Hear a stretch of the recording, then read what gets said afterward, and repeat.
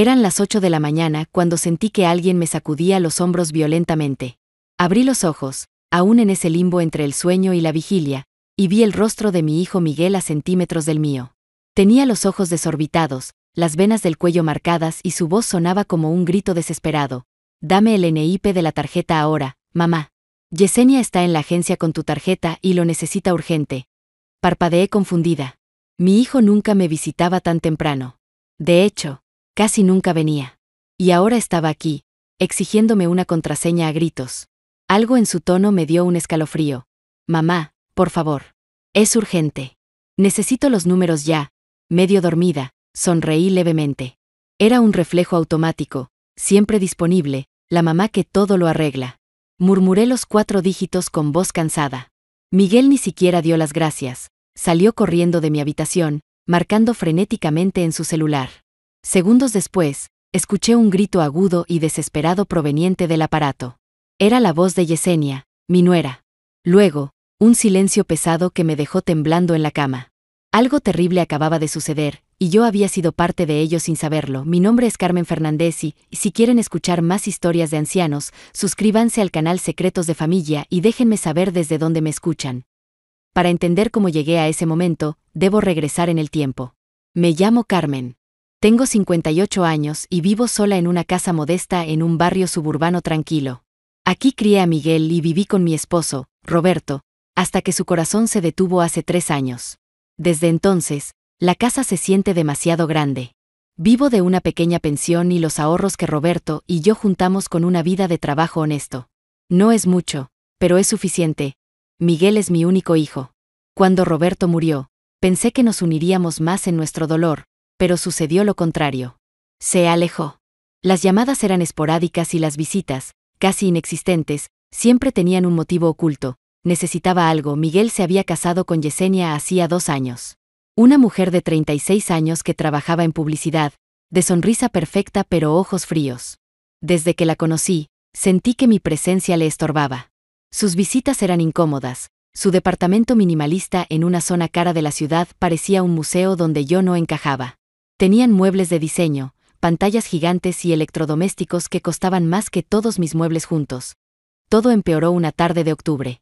Miguel me llamó, sonando genuinamente interesado por primera vez en mucho tiempo. Dijeron que querían pasar el fin de semana conmigo. Me emocioné, cociné, preparé la casa. El sábado fue maravilloso, casi sentí que recuperaba a mi familia. Pero el domingo por la mañana, la realidad golpeó. «Mamá, necesitamos un pequeño préstamo. Son solo 30,000 pesos. Tuvimos gastos inesperados. Te lo pagamos el próximo mes. Garantizado». Sentí un nudo en el estómago. Todo el fin de semana había sido un montaje. Pero miré los ojos de mi hijo y no pude decir que no. Les di el dinero. Nunca me lo devolvieron. Así comenzó el ciclo. Meses después, pidieron para arreglar el coche de Yesenia, luego para una multa, luego para una tarjeta de crédito. Cada vez con una excusa diferente y una promesa de pago rota. Usaba las palabras exactas para desarmarme. «Mamá, eres la única en quien confío». Y yo cedía. Me había convertido en su cajero automático emocional, mi cuenta de ahorros, ese colchón que Roberto y yo construimos con tanto esfuerzo para mi vejez, comenzó a disminuir alarmantemente. Pero más que el dinero, me dolía la soledad. Saber que solo importaba cuando necesitaban efectivo. El punto de quiebre comenzó una tarde de martes. Llegaron sin avisar. Yesenia entró primero, paseándose por mi sala como si fuera la dueña. Miguel venía detrás con esa expresión de «voy a pedir algo». «Mamá, el aire acondicionado del departamento se rompió. Hay que cambiarlo completo. Son 45,000 pesos. Es insoportable el calor allá», dijo Miguel, tomando mi mano mecánicamente. Yesenia asentía dramáticamente, abanicándose. Esa cantidad representaba meses de mi presupuesto. «Miguel, no tengo tanto dinero disponible ahora. Ya les he prestado mucho. Mamá, tú tienes ahorros. Papá y tú guardaron por años. Sé que tienes ese dinero ahí sentado». Un escalofrío me recorrió. ¿Cómo sabía él de mis ahorros de emergencia? Ese dinero es para mi vejez, para emergencias médicas. Yesenia se inclinó con una mirada calculadora. «Carmen, piénsalo. Vives sola, no tienes grandes gastos. Nosotros estamos construyendo nuestro futuro. Tu dinero está mejor invertido en nosotros que perdiendo valor en el banco».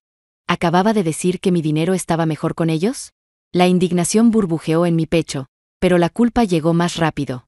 Les pedí unos días para pensarlo.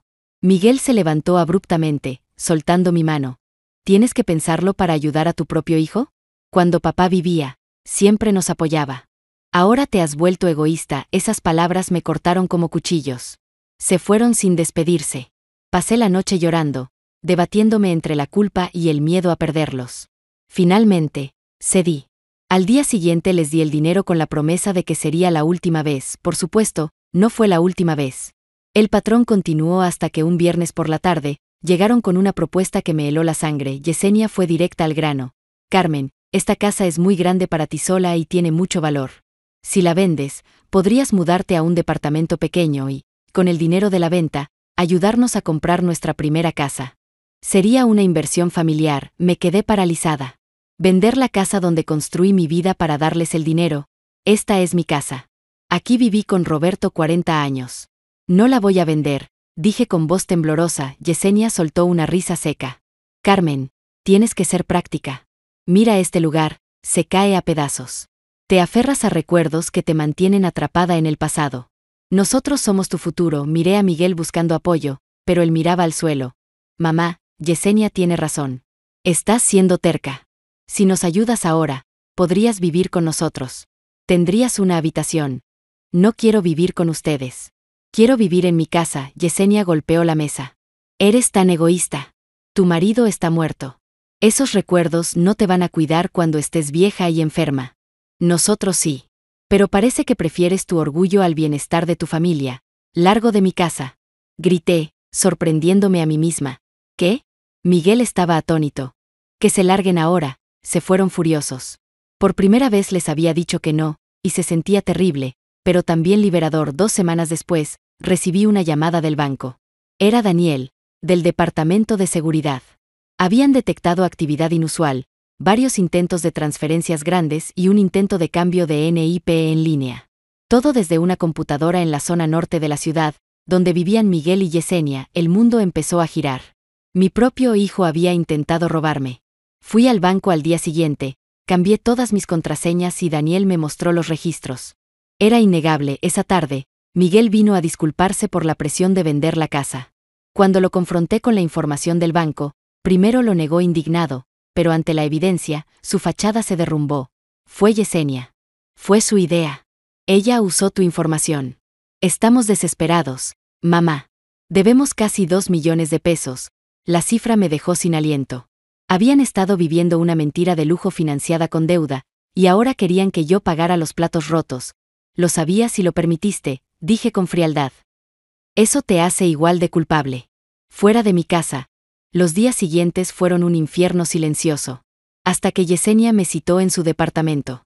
Me reveló la magnitud real de su desastre financiero y luego lanzó su amenaza final. Si no vendes la casa y nos das la mitad, Miguel cortará todo contacto contigo.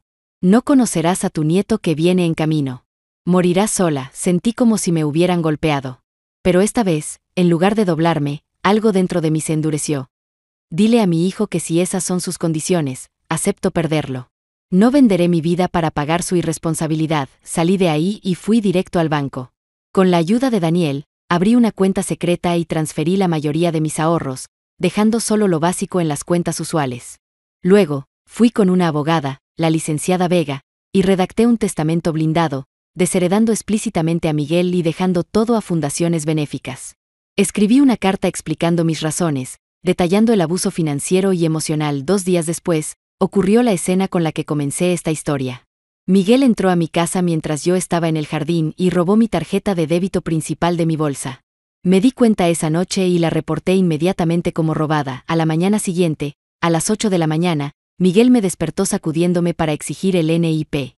Estaban en una agencia de autos de lujo, intentando pasar la tarjeta por una cantidad obscena de dinero.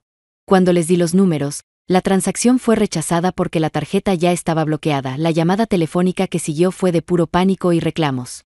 Y luego, llegaron a mi casa, golpeaban la puerta con una violencia aterradora. Miguel gritaba, Yesenia insultaba. Tuve que llamar al 911. Se fueron justo antes de que llegara la patrulla. Los oficiales tomaron el reporte. La situación era grave: robo de identidad, intento de fraude, amenazas. Esa noche, Miguel me envió un mensaje de texto lleno de odio, diciéndome que nunca vería a mi nieto y que cuando yo estuviera vieja y sola, él no estaría ahí. Lloré por última vez por el hijo que había perdido, pero a la mañana siguiente, desperté con una extraña claridad. Había sobrevivido, los meses siguientes fueron de reconstrucción. Con la ayuda de mi vecina Rosa, empecé a retomar mi vida. Clases de pintura, un club de lectura. Aprendí que es mejor estar sola que mal acompañada. Miguel intentó demandarme por alienación parental inversa y retención de bienes, una movida absurda que el juez desestimó rápidamente, obligándolo a pagar mis costos legales. Casi un año después, recibí un sobre sin remitente con un ultrasonido y 3 palabras: tu nieto, Jaime. Lo guardé en un cajón. Era un recordatorio del dolor, pero ya no me controlaba, la vida siguió hasta esa llamada del hospital. Un accidente de coche. Miguel estaba herido, pero estable. Fui al hospital con Rosa, en la habitación. Yesenia, con un embarazo muy avanzado, lloró al verme y pidió perdón. Dijo que el miedo a perder a Miguel le había hecho ver que el dinero no importaba. Miguel, desde la cama, con lágrimas en los ojos, se disculpó por todo. Perdóname, mamá. Fui un hijo terrible. Dejé que la ambición arruinara todo, lo miré, viendo la sinceridad a través del dolor. Te perdono, Miguel. Pero las cosas no pueden ser como antes. Si vamos a reconstruir algo, será con nuevas bases, respeto, límites brutales y honestidad total. Y absolutamente nada de dinero de por medio, no sé si funcionará. No sé si realmente han cambiado. Pero esta vez, mi felicidad y mi seguridad no dependen de ellos. He aprendido a construir una vida propia. Puedo amar a mi hijo sin sacrificarme por él. Puedo perdonar sin olvidar ahora, sentada en mi jardín renovado tomando café con Rosa, sé que pase lo que pase, voy a estar bien. Porque finalmente aprendí la lección más importante. A mis 58 años, es hora de tratarme a mí misma con el amor y el respeto que siempre merecí. Y eso es suficiente.